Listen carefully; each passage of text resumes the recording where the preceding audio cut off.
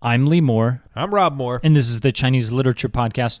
Rob, we're back again with the second in our two-part mini-series, interrupting our mini-series on weird poetry to talk about two poems from two collections of poetry that were written by Chinese Americans in 1911 and 1915 in San Francisco's Chinatown. They're kind of composed in a mixture of Cantonese and Wen, the classical Chinese. We talked a bit about their historical situation last week on the last podcast. Rob, you're waving your hand like a good child like Hermione in Harry Potter.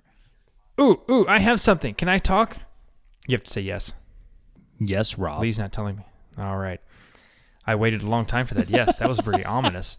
You said we're interrupting our weird poetry series, but in a way, we're not. Because the poem we're talking about today... Very meta. It's so weird. In the context of Chinese tradition, and you will know in a minute why I'm referencing that, this poem is bizarre. Like, it should not have been written.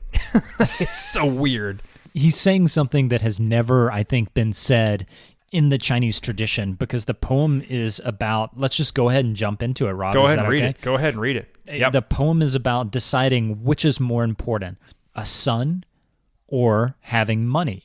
Now, in the Chinese tradition, that comes down to us that it's frequently referred to as Confucianism, although I would say that that's probably not that much to do with Confucius, but in traditional Chinese thinking, having a son who continues the line, that's the ultimate, that's the sine qua non. A lot of Chinese literature is arranged around giving birth to a son.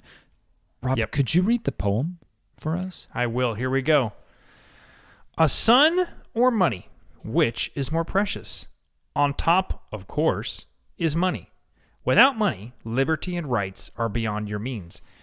Parents take care of a son, but money takes care of your skin. Money is everything. What's more convenient than having money on a spending spree? A son wastes his father's money. Nothing unusual about that indeed, but a father can only drool in vain over his son's money. You know, Lee, I'm reading an online column dealing with number one hits from the Billboard Hot 100, and I just finished reading a column about the notorious B.I.G., Biggie Smalls. This feels like it could come out of a song, like a rap song in the early to mid 90s. It totally could.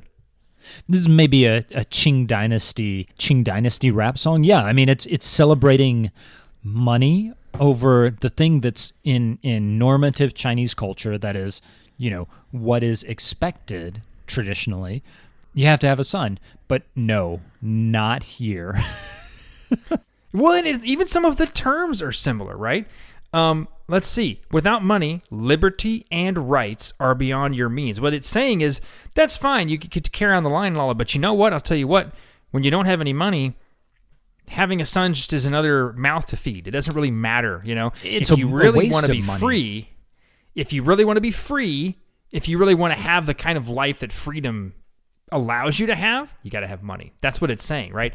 Kind of makes sense why you would want to rap about having a lot of money. I think it's interesting that you're comparing it to 1990s American rappers, because that line, without money, liberty and rights are beyond your means, I think it evokes this quintessentially American idea where it's kind of a Horatio Alger poem, right? Like, you have to have money in America. And I think that's what makes this so fascinating, is because you can see this choice between a son or money as a choice between a traditional Chinese way of thinking versus a traditional American way of thinking. And he's choosing the American way. I mean, one of the reasons we're doing these poems right now is because it's Asian American History Month. And I think that this poem, for me, is really fascinating just because it's crazy how American his thinking is, right? Like, it's written in this literary Chinese mixed with Cantonese, but it's so dang American, like the choice. Yeah, and it is, in the sense, at least, that why did immigrants come to America? They didn't come because, by golly, they sure did want to be able to say whatever they really thought. They came because there were so many opportunities to make the kind of life you wanted to make that it made sense, right? Which is another way of saying for money. I mean, it would be phrased a little differently now, but that's certainly what animates this person. And one of the things that's interesting about it is it points to why say a Chinese American identity can be hard to articulate, because yes, there is this tradition this person is coming out of that's supposed to be quote unquote Confucian. I mean, that's obviously what the poem is sort of playing off of. But as it moves on, as the culture moves on, it's a lot more than that, right? So this is a person who, because of where they've arrived in America, they have a choice that they've never really been able to make before. I mean, I can't even imagine a poem being written in the late 19th, early 20th centuries in China, a Chinese poet saying, you know what? I don't want to have a son. I want cash. I can't even fathom that being written. But it makes sense in the context of a community of immigrants where people are going, hang on, why do I have to have a son? Now that I'm not in China anymore, why do I have to do this? These authors, these poets, were living in this very male community. So like much of the West, and that's West as in the American West, not the Euro-American West. Throughout the West, you have these large communities of men with these outsized ratios of men to women. So there are way more men than there are women. Of course, the reason for that in San Francisco's Chinatown is not just because of the mining boom, but also because women aren't allowed into America. Generally, it's very difficult for a Chinese woman to come into the U.S. Most of the women who did come into the U.S. were trafficked and usually forced to work as prostitutes. And so I kind of wonder, I mean, we have no way of going back to it, but I kind of wonder, is this poet making this choice partially because he's sort of coming up with instead of being resigned and being like, oh, I can't have a son because there's one woman per 50 men or whatever it is. He's sort of taking that and turning it around and celebrating it like, I don't want a son. I want money. Make it rain. Right. But again, because he's no longer where he was. We say he. It almost has to be a he. It has to be a he. There's no chance. It pretty much has to be. Statistically and legally, pretty much has to be a he. Yeah. But that's a fascinating thing that the last poem we did was this chafing under the unequal laws. But there are people who got through, and those that got through, a lot of them did discover that they didn't necessarily have to do all the same things just because that's the way everyone did them. You know what? There are a lot of other people. Like everyone has to have a son. Right. Like the same things that they had done in China. Yeah, exactly. The same things they had done in China. Right. I think the thing that strikes me most about this is how American this poem is. You know, we looked last week at the sort of problems that America had in dealing with these immigrants and putting them essentially in jails on Angel Island.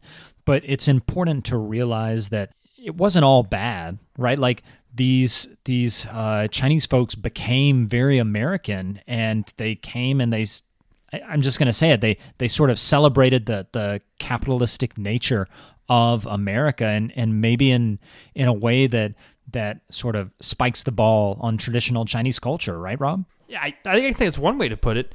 You know, it's interesting though that we're talking about this being quintessentially American, because the going somewhere because it's a good opportunity makes sense in the American context, but what it means to be American also begins to change at points like this, because let's just make money doesn't mean the same thing when you have a community of people who are coming from another country and grappling with what that means according to their tradition. That all gets poured into this shared sense of what it means to be American, which is one of the reasons why the dialogues today are so complicated, because I think sometimes there's an assumption on the part of some people that quote-unquote being American means a set of concrete propositions. But the moment you start asking about historical context and color and things like that, it starts to get a lot more complicated. Frankly, that's one of the things I like most about America, is that it is as complicated as this, that in our history we have poems like this with someone going, okay, so I'm aware of the tradition I came from. and that's fine. But actually, I don't really want to do that anymore, that one thing. That's such a fascinating dynamic, and that's a part of who we are. It's the sort of Jay Gatsby, right? Like he turns his back on everything traditional and just celebrates wealth. And yet, that's a great reference actually. And again, if we were to do a bunch more poems in this collection, you would find there are contrasting thoughts on this making money. Like about just about everything. And to me, that's one of the things that makes this history so rich is that you can't really peg any of it down. This guy was like, give me cash, man. Other people are not thinking that way. And in the book that we're drawing from, the collection of these poems that have been translated into English, it's Songs of Gold Mountain by Marlon K. Home.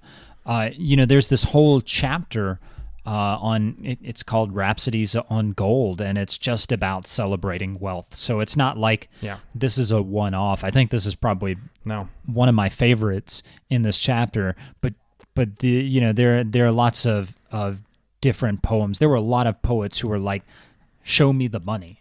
When they got to America, they talk about striking it rich, either in gambling or getting lots of gold and things. It's this poem is part of this fascinating collection that it's tough to get, but I think it should probably be better known, right, Rob? Yeah, I do too. It's a really interesting one. There are sections on being detained in immigration. There are also chapters on Chinese poets' involvement with prostitution, a bunch of really random topics. Missing home.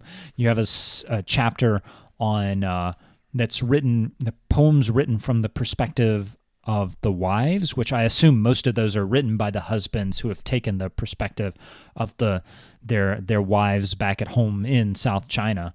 But we don't actually know that. Those could possibly have been written by women who were in the U.S. Yeah. So it's a fascinating collection. And we'll put this poem, and I'll do a translation of the poem onto the website. Check it out, ChineseLiteraturePodcast.com. Anything else, Rob? That's all I've got. I'm Lee Moore. I'm Rob Moore. And this is the Chinese Literature Podcast.